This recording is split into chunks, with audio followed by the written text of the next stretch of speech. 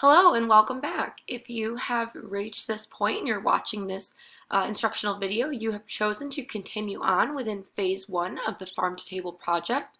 So again, this is instructional video 1.2, or the second instructional video in this series. Again, we are working in phase 1, which you can see here on the Farm to Table Google Sites. It'll always be located under the Replicate at Your School tab, and this is phase 1 nutrition. In the prior instructional video, I kind of did a little talk about, what is expected in this phase.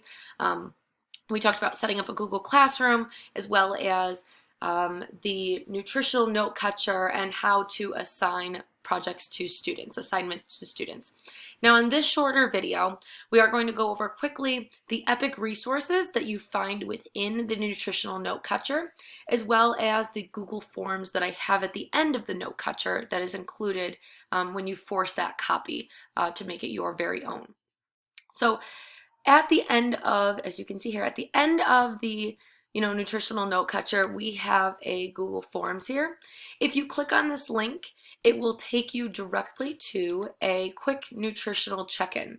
Now, one thing that I personally would change when I add and think about the students that I have in my room, you do want to make a area where students can include their name or their grade level per se. This project is really intended for grades 3 through 5, but obviously could be adapted for all grade levels. Now, as an editor, I did switch over to the editing tab. Prior to this, I had what your students will see. So you obviously, once you force a copy, much like the nutritional note catcher, you can adapt this however you want. So if you're working with lower kids or younger kids, or maybe you don't want to focus as much on the nutritional component of this, you can make this check-in however you'd like to. You can adapt it with what your students need and what you want to really emphasize in this part of the project. But again, I would add here, over here on this right hand side, add a question per se, and just ask the student's name, and they can answer this in the form of a short response or a short answer. Just plug in their name.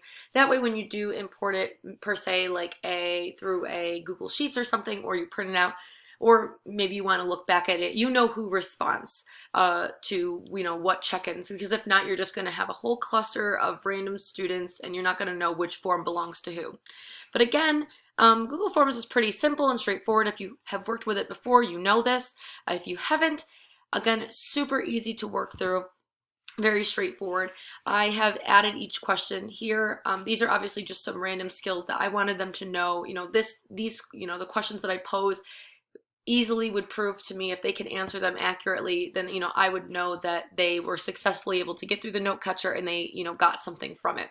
So just this first question here, for example, I said, what are some foods that contain vitamin A? After going through the EPIC resources and answering the questions and plugging in those images, those visuals, they should be able to easily come up with spinach, carrots, sweet potatoes, fish. I made it so there were some obvious wrong answers there. Again, you have the option of adding things. You can also make this a short answer by just kind of clicking this drop down button. So if you don't like my particular answers or the way I worded a question, you can always adapt it to your own. I've also included the automatic answer key, and from a teacher standpoint, this is like a lifesaver. It saves so much time. Again, you have the ability to automatically import it to a Google Sheets, or you can, automatic grading. It just saves a lot of time. It gives me that quick assessment. Yep, they understand it, or nope, they don't, and I need to go back and, kind of focus on some skills. I've also make each question here, where you see this purple little switch, I make each question required. That way a student has to answer it before they submit. I did learn this the hard way with working with students. Oftentimes, they might skip a question. Oh, I'm going to go back to it later. And then they end up submitting the quiz or the assessment, and then they don't go back to it, and it lets them submit it, and they get a 0 for that question. So that's just another little housekeeping thing that I like to personally do. It will show up on the student's quiz with a little red star, and my students, at least in 4th grade, know that that's a question that they have to answer. So again, I just kind of ask similar questions that kind of coincide with the no catcher here. We're talking about B12, vitamin C. And then I also kind of asked this little long answer type text at the bottom. Again, this is something that I will eventually have to go through and look through myself, which does take some time. So if you wanted to get rid of that, or you wanted to manipulate that into a multiple choice, or replace it with a totally different question.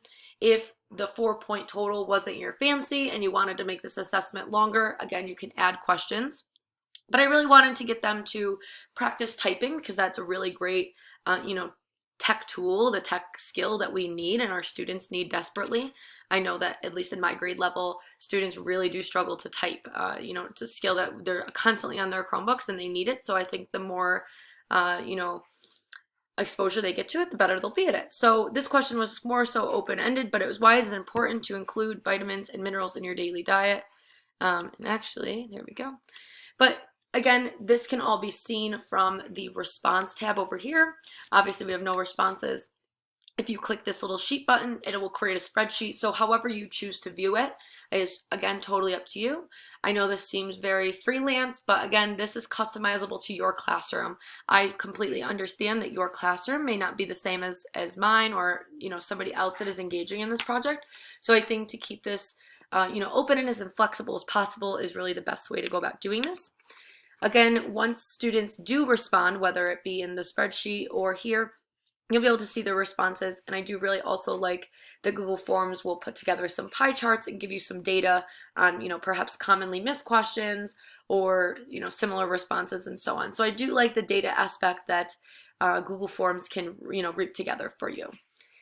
One last thing about Google Forms is the settings. I make this a quiz, so you can automatically give that feedback and give the point values. If you were to create your own form or, not make this a quiz, you won't be able to add that point value there. I also release the grades immediately after the submission. It's totally up to you with that short answer if you want to do it after manual review. I personally don't prefer that, but again, it's what works best for you. Again, you can list the correct answers, point values, so on and so forth. You can also manage how the responses are collected. So if you didn't want to do the student names, you can also collect their email addresses, which is what I do from time to time. I do not have the response editing on just because the point of this is a quick assessment is not for students to go back in and answer the right answer. This is a quick assessment for me to figure out what they know and what they don't know. Another thing that I didn't do for this particular form, because I want this to be a forced copy that you yourself use with your students, you can also limit this to one response. That way, say you have a student, Billy, he submits it, he doesn't do too great, and then he knows the answers and then submits it again. This would prevent that student from doing so. So there are a lot of different tools and settings here that you can use, but again, it is totally up to you on how you want to manipulate the form. Last thing that I wanted to cover in this second instructional video of phase 1 are the EPIC resources. So again, just like the Google form and like I mentioned in the first instructional video, the nutritional note catcher is customizable to, again, what you and your students need. But I have included on the forced copy that you make yourself. On slide 3 and 4, I have some EPIC resources and web resources. Now the web resources are really straightforward. They're just links. Students would click on them and it would take them to the website or the YouTube video. So I feel that doesn't need to be really discussed in depth, but I do on slide 3 have some EPIC resources if you're interested in using them. If you'd rather use, handheld books or, physical copies of literature or, nonfiction text, that's something that you can look into with your school library. However, these are great tech online versions of books that I really like through EPIC resources.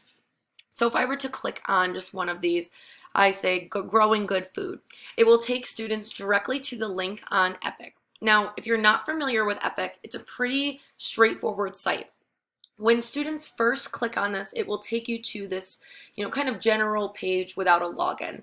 It's nice because, it tells you who the author is. It tells you approximately how long it'll take you to read, the Lexile, the recommended ages, AR level if your school district does that. Kind of gives you some, different booky information. Now, what you want to do is you want to log in at the top. You're obviously a student, an educator. Now, once you create your classroom, my students would log in using a class code.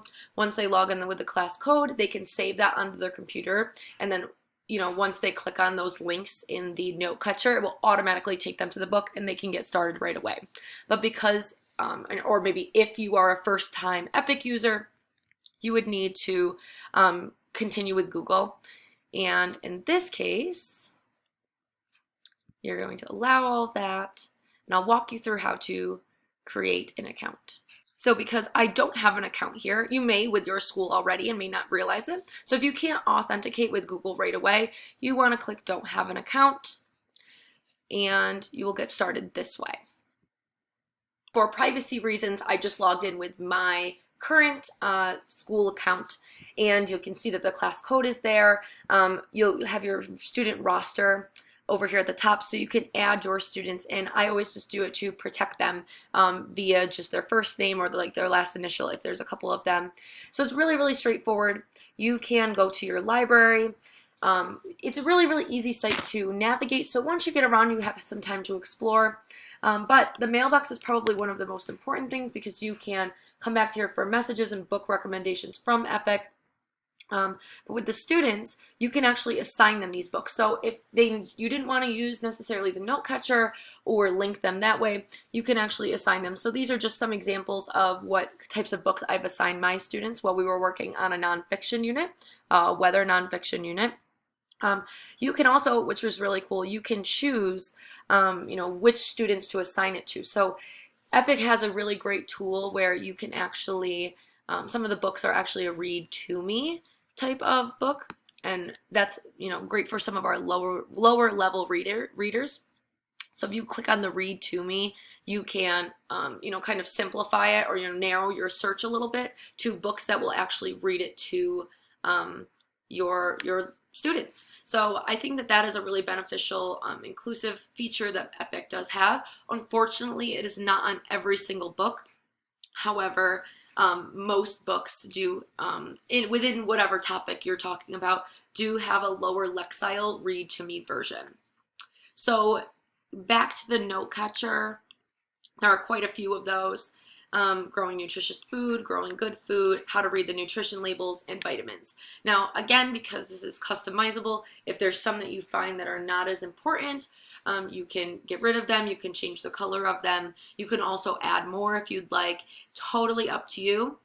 But coming from a current 4th grade teacher, this is very easy for my 4th graders to maneuver, navigate. They love Epic, so I'm hoping that you have as good as luck with Epic as I did and I do with my own students. So that does kind of conclude the end of instructional video 1.2. Today we did talk about the Google Forms, the quick assessment, and the nutritional note catcher Epic resources. So as always, if you have any questions about what I had talked about in either the first or second instructional video, please feel free to reach out to me by contacting me on my Google site.